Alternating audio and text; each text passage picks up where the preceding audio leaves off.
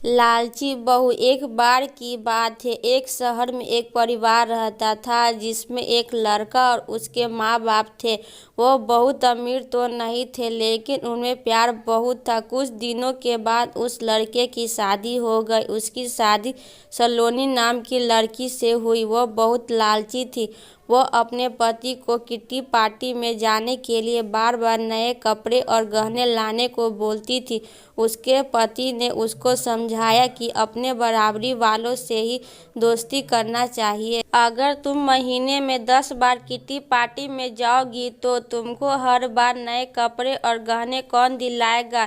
लेकिन वो अपने पति से ही झगड़ा करना शुरू कर देती थी और बोलती थी कि अगर मैं नए कपड़े गहने पहन कर नहीं जाऊंगी तो मेरी सहेलियां मेरा मजाक उड़ा देगी।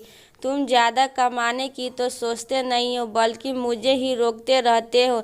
इसके बाद वह अपनी सास के पास गई और बोली, माँ जी आप मुझे अपने गहने दे दीजिए, मुझे किट्टी पार्टी में पहन कर जाना है। उसकी सास हैरान होकर बोली, हमारे समय में बहू अपनी सास को गहने रखने के लिए देती थी, लेकिन तुम मुझसे ही गहने मांग रही हो।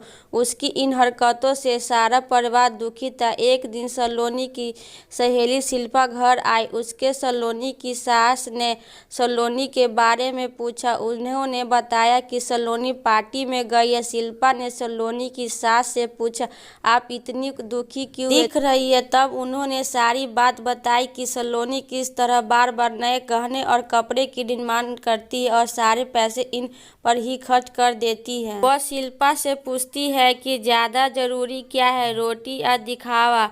शिल्पा ने कहा कि जरूरी तो रोटी है, लेकिन सलोनी को यह बात समझानी होगी। सलोनी की सास ने पूछा, वो कैसे। इसके बाद शिल्पा ने कहा, देखते जाइए। शिल्पा ने अपने जितने भी गहने और नए कपड़े थे सब लाकर सलोनी के घर रख दिया और उसका सारा राशन और फर्नीचर लेकर अपने घर चली गई। जब सलोनी घर आई तो अपने अलमारी में नए गहने और कपड़े देखकर बहुत खुश हो गई। इसके बाद वह अपनी सास से बोली, यह किसके हैं। तो उसकी सास बोली, यह सब तेरे हैं, तुझको अब जितना बदल कर पहनना है पहन ले। सलोनी उनमें से नए कपड़े और गहने पहनकर घर में घूमने लगी। कुछ देर के बाद वह जब रसोई में गई तो उसने देखा कि घर का सारा राशन गायब था। राशन के डिब्बों में गहने थे। वह अपनी सास से बोली, यह क्या है, घर का सारा राशन और फर्नीचर कहाँ गया।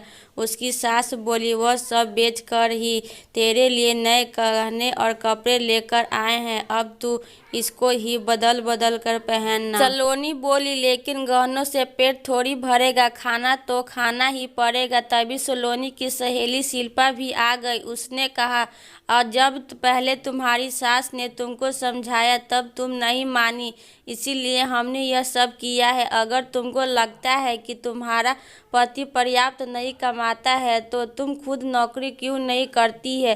तुमको इन फालतू के दिखावे से बचकर अपने घर पर ध्यान देना चाहिए। अब सलोनी को अपनी गलती का एहसास हो चुका था।